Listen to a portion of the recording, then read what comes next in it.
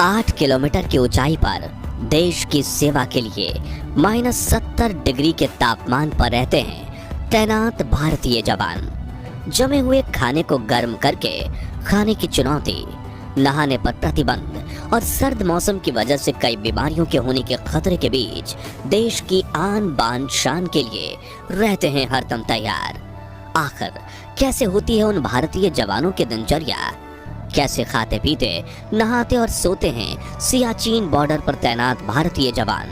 और जब सियाचिन इंसानों के रहने के लायक ही नहीं है तो आखिर क्यों सियाचिन बॉर्डर हमारे लिए इतना इम्पोर्टेंट बना हुआ है? और पाकिस्तान को ऐसा क्यों लगता है कि वो सियाचिन पर अपना कब्जा जमा ले तो वहां से पूरे भारत पर नजर रखी जा सकती है? और क्या था अप्रैल 1984 में चलाया गया ऑपरेशन मेघदूत? और एक तरफ तो सरकार प्रत्येक दिन सैनिकों पर 5 करोड़ रुपए खर्च करने का दावा कर रही है, जबकि वास्तव में इन सैनिकों के पास पानी का कोई बैकअप नहीं है। जी हाँ, वर्तमान में ये सैनिक वहाँ मौजूद बर्फ के टुकड़े को पिघला कर पीते हैं और तो और इस तरह से वो बर्फ पिघला कर हाथ मुंह धोने के लिए या खाना पकाने के लिए भी इसी पानी का इस्तेमाल करते हैं। शायद आप समझ सकते हैं कि सैनिकों का जीवन यहाँ पर कैसा होता होगा। लेकिन साथियों, अभी तो बहुत कुछ बाकी है।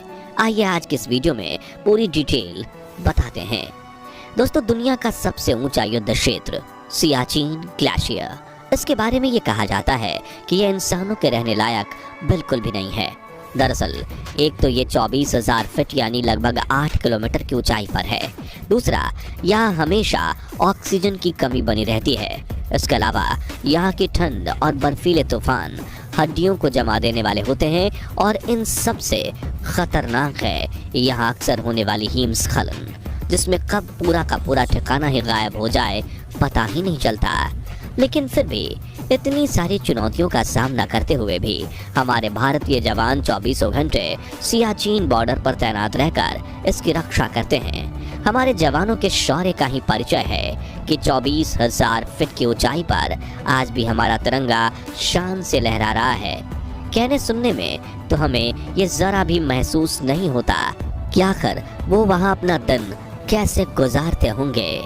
लेकिन फिर भी हम इस वीडियो के माध्यम से सियाचिन के कुछ अनसुने तथ्यों को जानने की कोशिश करेंगे। तो चलिए, सबसे पहले हम ये जानते हैं कि जब सियाचिन इंसानों के रहने के लायक ही नहीं है तो आखिर क्यों सियाचिन बॉर्डर हमारे लिए इतना इम्पोर्टेंट बना हुआ है, जिसकी वजह से इतनी खतरनाक जगह पर हमारे जवान तैनात हैं। क्यों सियाचिन बॉर्डर है महत्वपूर्ण? दोस्तों, सियाचिन का महत्व सियाचिन के इतिहास से जुड़ा है। दरअसल भारतीय पाकिस्तान पार्टीशन के बाद इस ग्लेशियर वाले इलाके पर सबसे पहले पाकिस्तान की नज़र पड़ी और फिर उसे ये समझते देर न लगी कि अगर वो सियाचिन पर अपना कब्जा जमा लेगा तो वहाँ से पूरे भारत पर नज़र रखी जा सकती है। हालांकि दोस्तों, ऐसा करने के लिए वो सीधे तौर पर सियाचिन पर कब्जा नहीं कर सकता था, क्योंकि पार्टीशन के समय दोनों देशों के बीच शांति और अमन के समझौते हुए थे और इसी वजह से उसने सियाचिन पर चोरी छिपे घुसने की कोशिश की।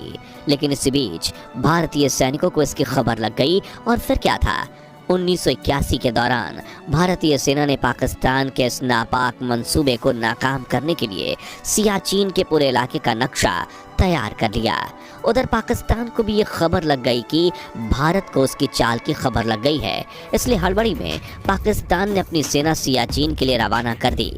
आपको बता दें कि पाकिस्तान बॉर्डर पर पहले पहुंचे कि इससे पहले ही भारतीय सेना ऑपरेशन मेघदूत के तहत पाकिस्तानी सेना से पूरे 1 हफ्ते पहले ही सियाचिन की चोटी पर पहुंच गए और फिर चोटी पर पहुंचते ही भारत ने वहां तिरंगा लहराते हुए यह ऐलान कर दिया कि सियाचिन भारत का है। दोस्तों, ऑपरेशन मेघदूत अप्रैल 1984 में लॉन्च किया गया, लेकिन उसके बाद भी पाकिस्तानियों ने सियाचिन को कब्जाने की नापाक इरादों को खत्म नहीं किया। जी हाँ, 1999 तक पाकिस्तान ने भारत पर सियाचिन के लिए कई हमले किए, लेकिन हर बार पाकिस्तानियों को भारतीय सेना ने धूल चटाई। दोस्तों, आप समझ गए होंगे कि क्यों सियाचिन हमारे लिए इतना महत्वपूर्ण है। आइए अब ये जानते हैं कि सियाचिन बॉर्डर पर हमारे जवानों का जीवन कितना कठिन होता है। सियाचिन की चुनौती। दोस्तों बात करें अगर सियाचिन के चुनौतियों की, तो सीधे सीधे शब्दों में आप ये जान लीजिए कि जितना हमारे जवानों के लिए दूसरे देश के दुश्मनों के सैनिकों का खतरा नहीं होता, उससे ज्यादा खतरनाक तो वहाँ का सर्द मौसम है। जी हाँ दोस्तों, हमारे जवानों को पाकिस्तान के सैनिकों से लड़ने के लिए उतनी तैयारी की जरूरत नहीं पड़ती जितनी कि वो सियाचिन में एक एक दिन बिताने के लिए करते हैं। दरअसल वहाँ -70 डिग्री तापमान हड्डियों को जमा देने वाला होता है। उस पर भी लगभग 150 किलोमीटर प्रति घंटे की रफ्तार से चलने वाली बर्फीली हवाएं और तूफान और अचानक से आने वाला हिमस्खलन भारतीय जवानों का सबसे बड़ा दुश्मन है।